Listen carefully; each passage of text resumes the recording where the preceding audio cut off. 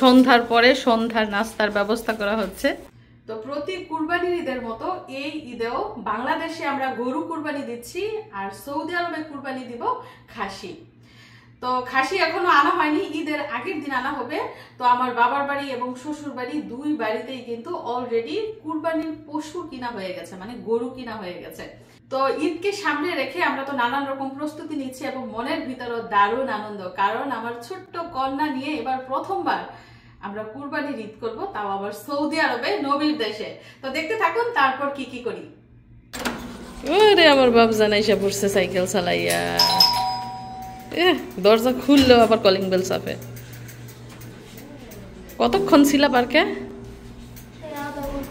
আধা ঘন্টা সাইকেল চালাই আমার ছেলে হাফ হয়ে গেছে, দেখছেন? কারণ বাইরে এত রোদ আর গরম। দুপুরের টাইমে আমি মানা করছি, 50 ডিগ্রি টেম্পারেচার, আমি মানা করছি না যে বাবা দুপুরের টাইমে তুমি যাইও না। লাগো যাও বাবা, হাত মুখ দিয়ে আসো। লক্ষ্মী সোনা কই রে? কই লক্ষ্মী সোনা? হ্যাঁ লক্ষ্মী সোনা মাকে খুব মিস করছে, মিস করছে মাকে। এই যে ভাই এসে পড়ছে, ভাই খেলা করবো এখন তোমার সাথে। এই পাশ দিয়ে অনেক কথাবার্তা, মিশারির মা মা মা আমি মিশারি দুষ্টামি করতেছে। তো এই যে বাবুকে গোসল করবো, পানি রেডি করেছি। আর রান্নার কি খবর চলুন আপনাদেরকে দেখাই।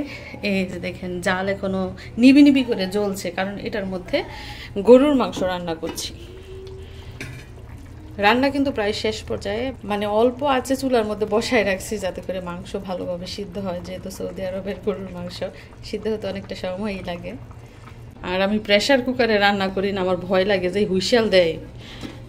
আর এই যে ভাত রান্না শেষ, দুইবারেরটা একবারে রান্না করেছি। আর এই পাশটায় রান্না করেছি মসুরের ডাল কি দিয়ে, এই যে দেখেন সাজনা দিয়ে রান্না করেছি। ঘন করে ডাল রান্না করে তারপর সাথে সাজনা দিয়েছি। আর এই পাশটায় দেখুন সালাদ কাটা হয়েছে, দেশি লেবু। দেশি লেবু হলো কিন্তু দেশ থেকে আনা হয় নাই, মানে কিনে আনা হয়েছে সৌদি আরব থেকে। দেশি শসা, দেশি লেবু আর গাজর। আর এদিকটায় রান্না করেছি দেখেন সেমাই, আধা প্যাকেট সেমাই রান্না করেছি। মিশাটির আব্বু সেমাই এনে আমাকে বলতেছে সেমাই রান্না করে দাও, নারকেল আনছি সেমাই আনছি, তুমি সেমাই রান্না করো না কেন? তো ওনার যেহেতু এটা পছন্দ তাই আজকে রান্না করে ফেললাম। যদিও সকালে রান্না করে দেওয়ার উচিত ছিল, আমি দুপুরেই রান্না করেছি, সকালে সময় পাই নাই। তো এই হচ্ছে রান্না বান্না, এখনও চলছে রান্না, আবার শেষও। ওরে মিষ্টাতে আজকে সাঁতার কাটবো, আজকে সাঁতার কাটবো। সাগরের পানিতে সাঁতার কাটতে পারলো না, আজকে বলের পানিতে সাঁতার কাটবো।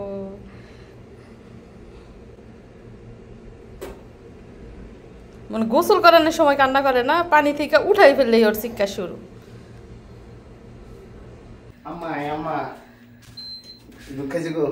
না মাত্র উঠছে ঘুম থেকে।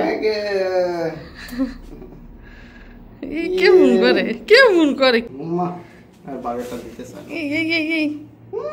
কি একটা কলাম যে করে বাফেরে দেখলি। আর পাপা শুনলে তো হয়েছেই, যদি কেউ বলতে পারে পাপা, দেখো দেখো কিরকম করে।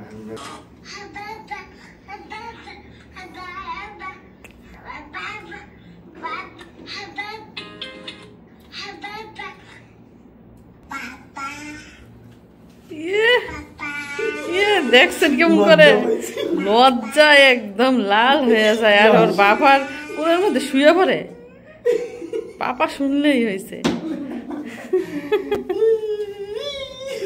পাপা পাপা পাপা, এই পাপা রাইখে কিভাবে তুমি চলে যাবে গো? এই পাপা রাইখে তুমি বাংলাদেশে কিভাবে যাইবা বলো? আর পাপা বিদেশ করবে না, আর করবে না বিদেশ। পাপা 10 বছর ধরে শুনেইতেছে এই ডায়লগ তোমার।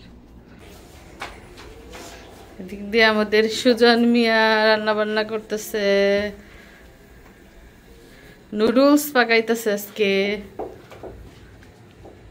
আজকে মিশাইরে খাওয়াইবো নাকি নুডলস রান্না করে? আজকে মামাই বাবুর্চি হয়ে গেছে, আর মামি আজকে হয়ে গেছে গিয়া কাটিং, পেঁয়াজ মরিচ ধনে পাতা কেটে নিতেছে।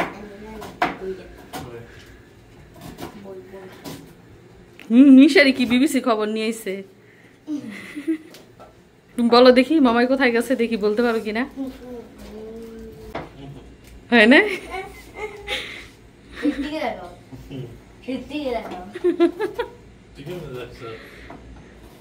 হ্যাঁ গেস করছে। এই মাস্টার, কিং মাস্টার সব জানে।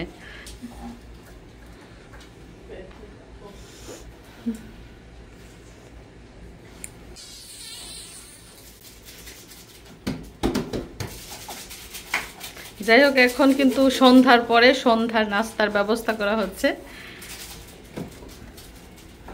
আর মিশারি কিন্তু বরফ খেতে খুব পছন্দ করে।